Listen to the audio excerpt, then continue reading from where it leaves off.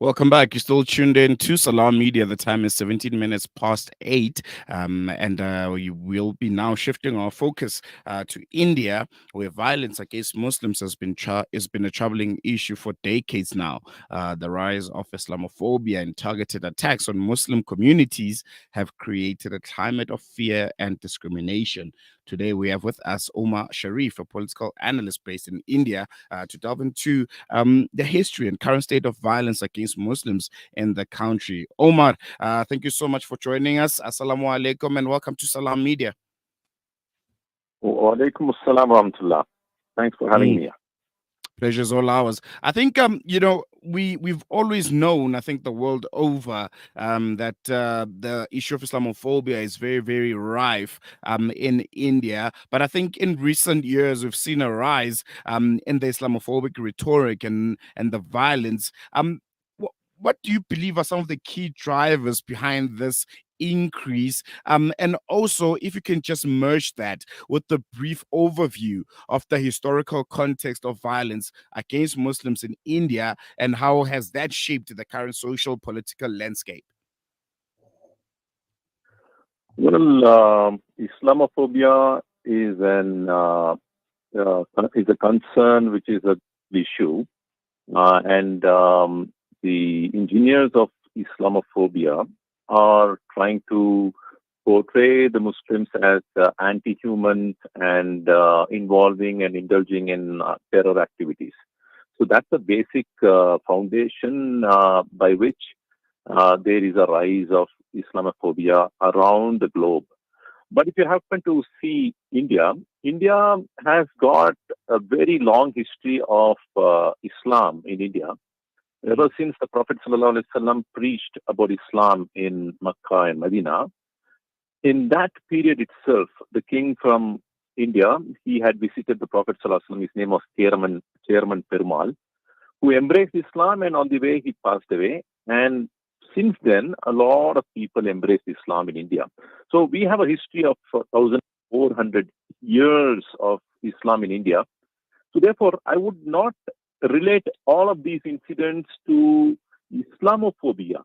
I would say it is a political, cause. It's a reason for making one party being encouraged to be voted for, and that party which stands for Hindutva. So it is more like standing up for Hindutva rather than having the idea of Islamophobia. Let me try to explain this further.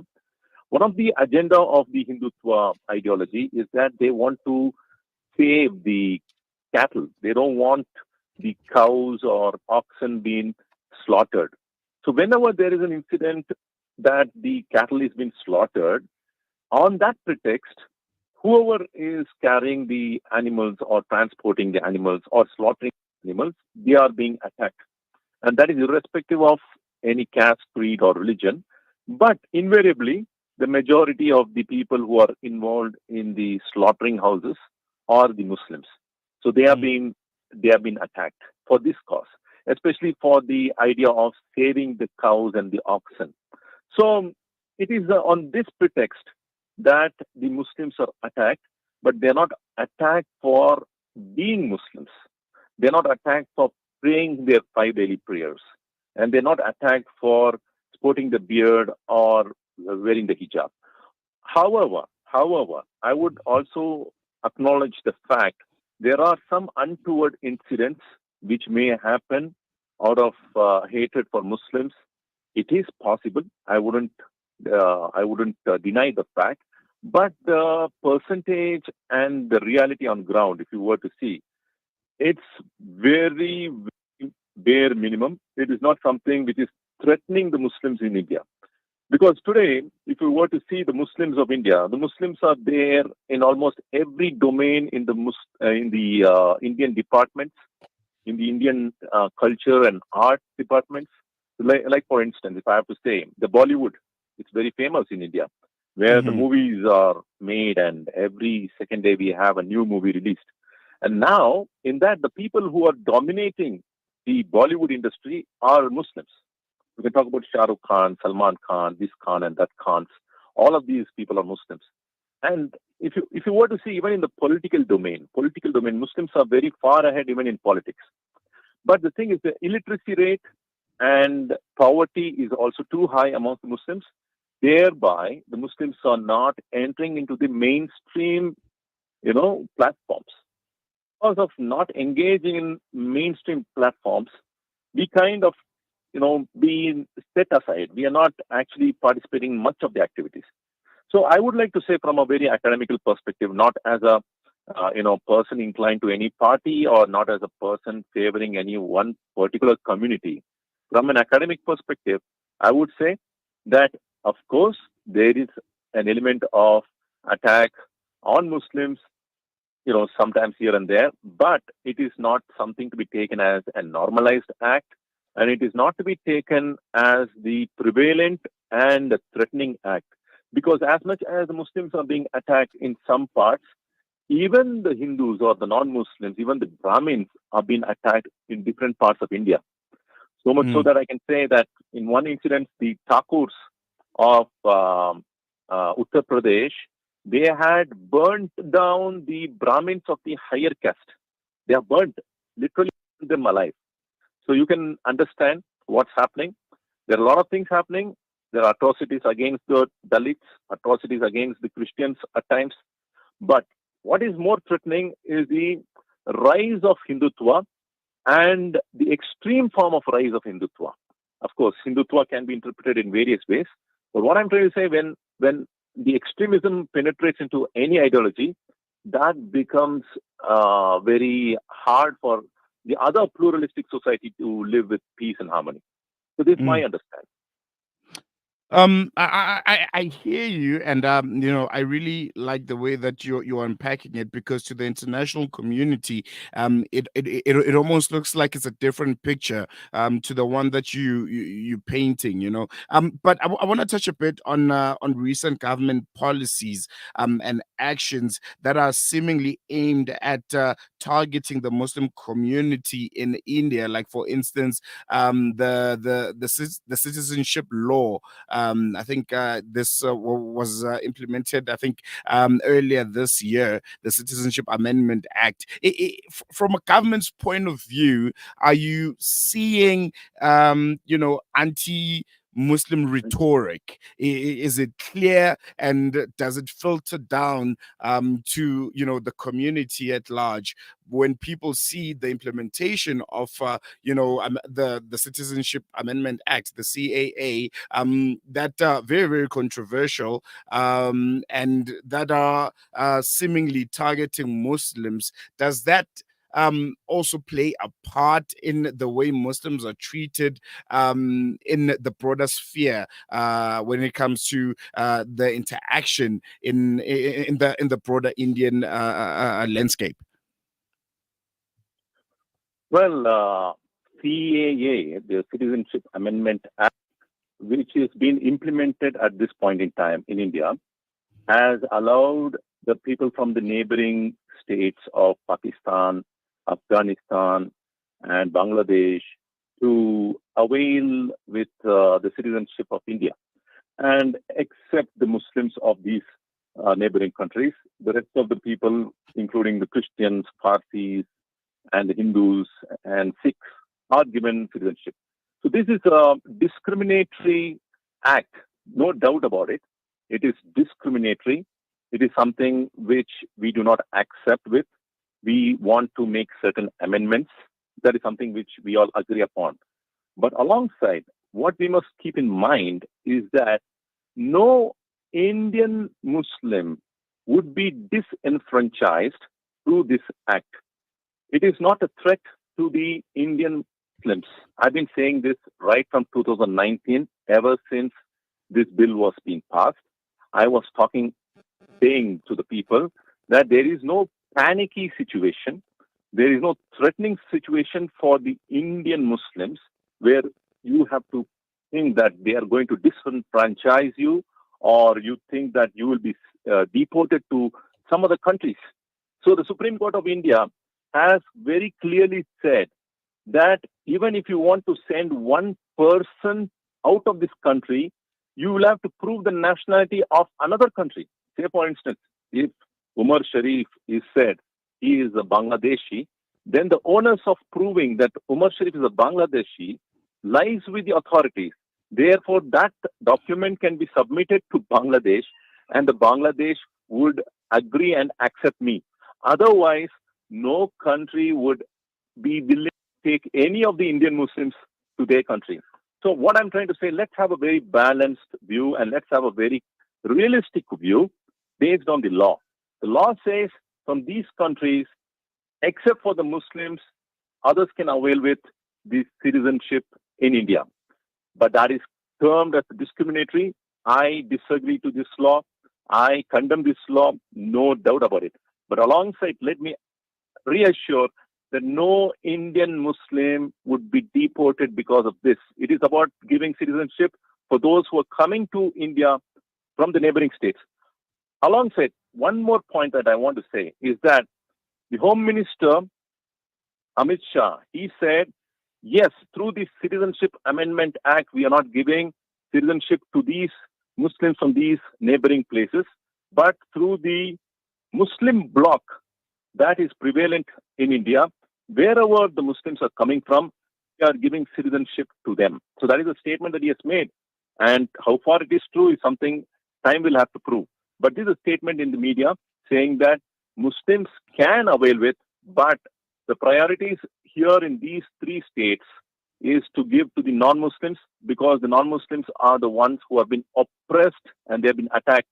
And it is also true that recently what happened in Bangladesh, the temples were being attacked. The ISKCON temples were being attacked by the Muslims who were protesting them. The non-Muslim Hindus were being hanged there and they were killed just for the sake of they identifying themselves in support with the other party, which was favoring the Hindu community. So this is again what we are trying to say is irrespective of where they come from. I am against all forms of oppression. If Muslims are attacked, we have to raise our voice against it. And if anybody apart from the Muslims are being attacked of any community, we as Muslims, we have to raise our voice against it.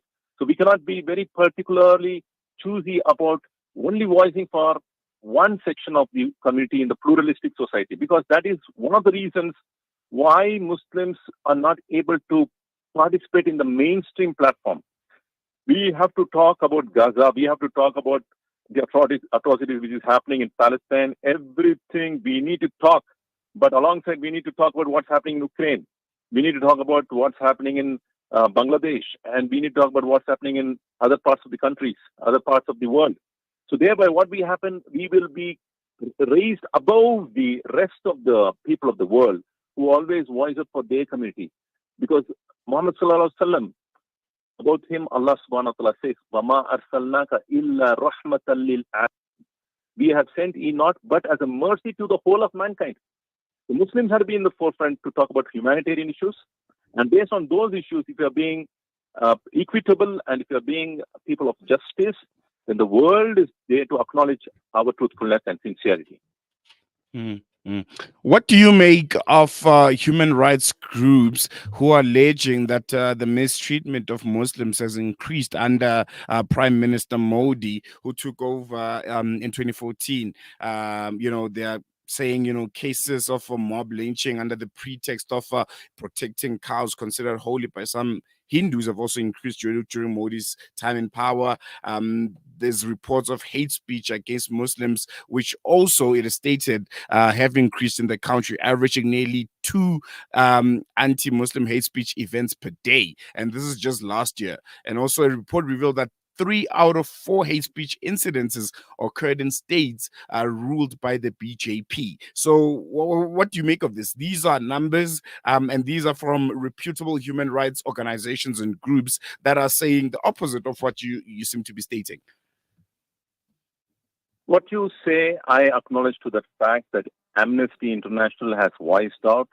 I'm in very close connection with the Amnesty International, who raises out for the people of this country.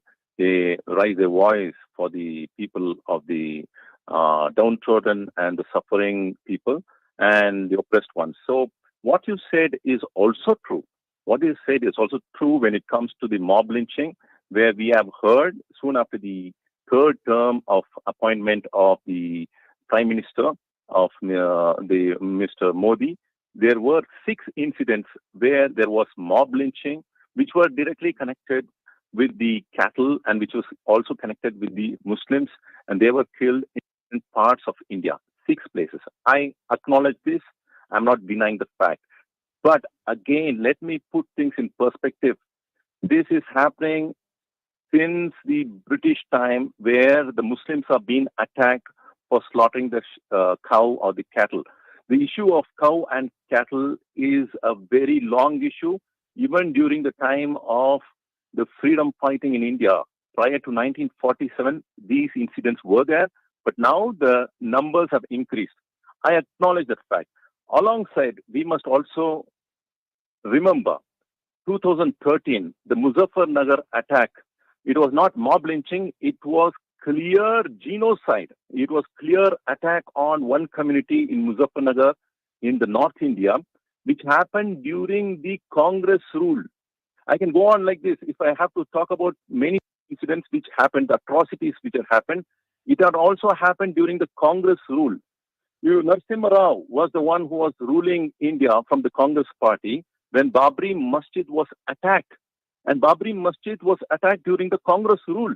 And many other things which I can go on, which all happened, atrocities, which were about not just one or two incidents, not like singling out one Muslim and attacking. It was hundreds of people who died, which happened during the Congress rule also. So are we trying to say that during the Congress rule, the world was so good and so perfect in India? No way. We have had these things since long. We have had these challenges since long. But what is happening now is it is in the form of a lynching on individuals who are traveling by train, and this is supposed to be denounced, and we have to stand against these kind of atrocities. And at the same time, I would like to say, whenever there has been hate speech, like Swami Narsingh, he had made some, inflaring speech against the Muslim community. But what happened? The law of the land took interest on that, and he was reprimanded. He was put behind bars. What I'm trying to say, yes, we have problems and we have systems in place as well. Whenever any incident where some Muslims are being attacked, the victims are being attended to and the culprits have been put behind bars and the process of law is in place. This is something which I am acknowledging, that we are very strong. The non-Muslims, again, the majority of the non-Muslims are not with the BJP. The majority of the non-Muslims are not with the extreme form of Hindutva. So I want to say there is a problem to attend, but it is not as it is portrayed, as it is said, that it is alarming and threatening. No, we have systems in place. But Yeah. let me just interject there a bit. Why do you think there should be that deliberate portrayal of anti-Muslim sentiments to the rest of the world? To whose gain is it to show India, the media, the government, and the Hindu population at large to be Islamophobic and to treat Muslims with disdain and not treat them as equal members of society and as Indian citizens? To whose gain is it for that rhetoric to be spread around? Yeah, see, the thing is, it is a convenient way to term Modi and BJP as anti-Muslim just to bring them down. See, it's a very easy way out. The thing is, if you're saying that BJP is anti-Muslim, then the next person is Congress, for whom we have to vote. So this really helps the opposition. And I'm not saying that there are attacks on Muslims. I'm saying there has been attack on Muslims, but it is not limited only to the BJP government. It has been there recorded even earlier, and it has been many times repeated even during the times of the Congress party. So what we are trying to say, it is something to be attended, but it is not a threatening kind of an issue, because even now, even during the BJP government, we can find out that APJ Abdul Kalam from the Muslim community was made the president of India. Even the BJP voted in large to make APJ Abdul Kalam, the missile man of India, who happens to be a Muslim, the very well renowned and revered personality. He was made the president of India.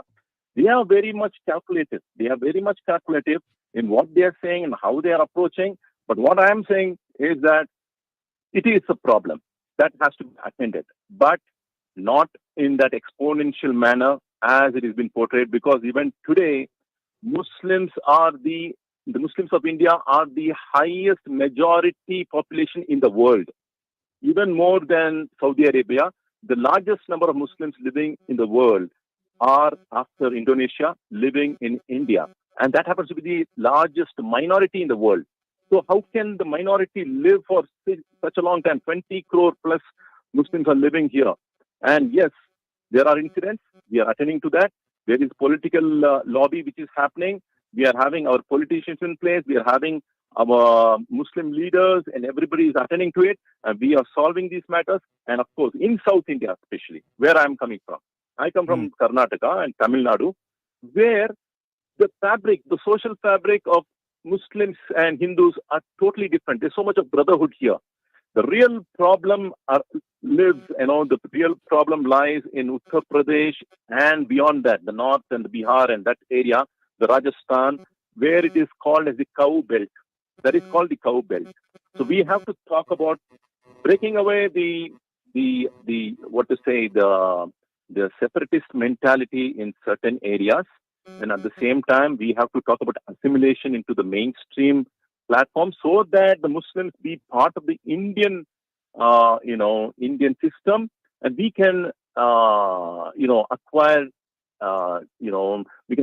strength here. Political strength is required. We need to work on that. So that is my long-term vision. I'm not just looking at this particular moment of disturbance and turmoil. My approach is to what are we going to be in the next 10 years and 20 years? How are we going to become much stronger and much powerful to face all these kind of situations? All right. That was Umar Sharif. Unfortunately, we have run out of time, but we're going to leave it here for now. Thank you so much for giving us your time. Really appreciate it. Thank you. Yeah, really insightful conversation there. But what do you make of it? Is the Islamophobia that we from the international community are seemingly noticing in India just a PR stunt, just an easy way to try and muddy the name of the PJP and the Prime Minister Narendra Modi? Or is it the true lived realities of the Indian population who are, from what we hear, are treated like second class citizens? There's, days on end hate speech that's being reported to human rights organizations. There are instances of lynching. Is it all that true? Or is this a larger PR campaign to, I don't know, tarnish the reputation of Prime Minister Narendra Modi? I think, yeah, it's an interesting conversation and one that we'll closely keep an eye on here on Salam Media. But we're going to take a quick break. When we come back, we'll be shifting our focus to right here in Africa, the continent. We'll be focusing on the humanitarian crisis in Sudan, where nearly half the population faces severe hunger and is on the brink of starvation. More on that after this.